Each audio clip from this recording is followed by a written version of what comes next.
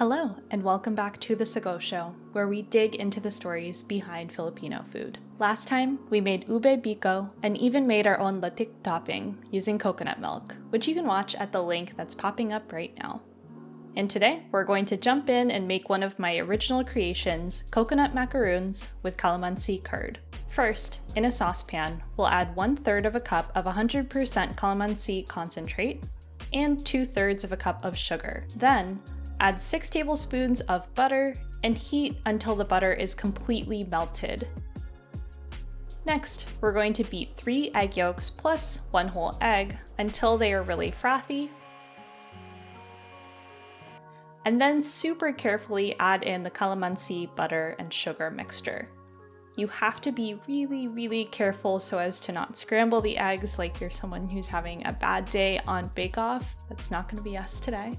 But as long as you take your time, you're going to be good.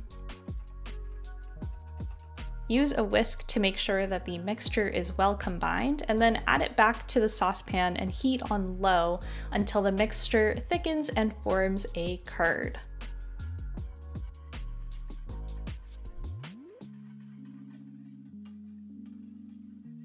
Want to eat this with a spoon already, but we're going to put the calamansi curd in a bowl with some saran wrap because we don't want it forming a skin, and we'll place that in the fridge until later. Next, the star of the show will bring out the coconut flakes. I'm going to use 350 grams of unsweetened coconut flakes that I also pulsed through the food processor. Also add 2 tablespoons of rice flour.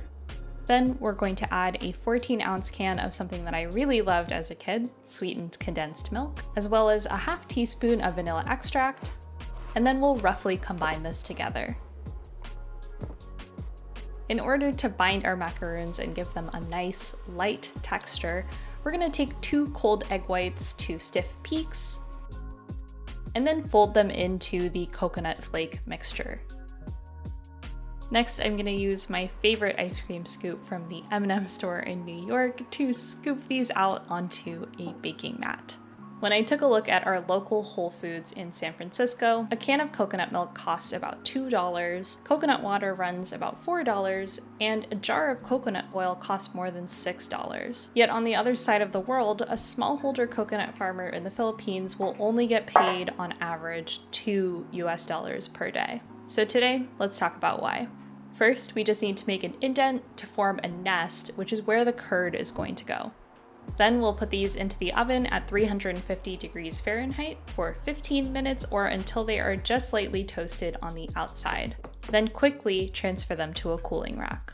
Since most coconut farmers are smallholders rather than large organizations that have industrialized everything on the land so that they get the highest yields possible at the lowest cost, smallholder coconut farmers are at a disadvantage in that they aren't always the ones doing the processing that it takes to create a coconut product. Harvested coconuts still have to get dehusked, drilled into, drained, and processed into coconut milk or oil or flakes. Most farmers don't have the facilities to do all of this processing. And with the costs of machinery, transportation, and labor factoring into the cost of our coconut products, all of that leaves the farmer getting paid on average just 10 to 20 cents per coconut. By the way, the last step for these cookies is to spoon the calamansi curd into each nest. You might have seen bags of coffee or other food products that are labeled Fair Trade certified. But what exactly does fair trade mean?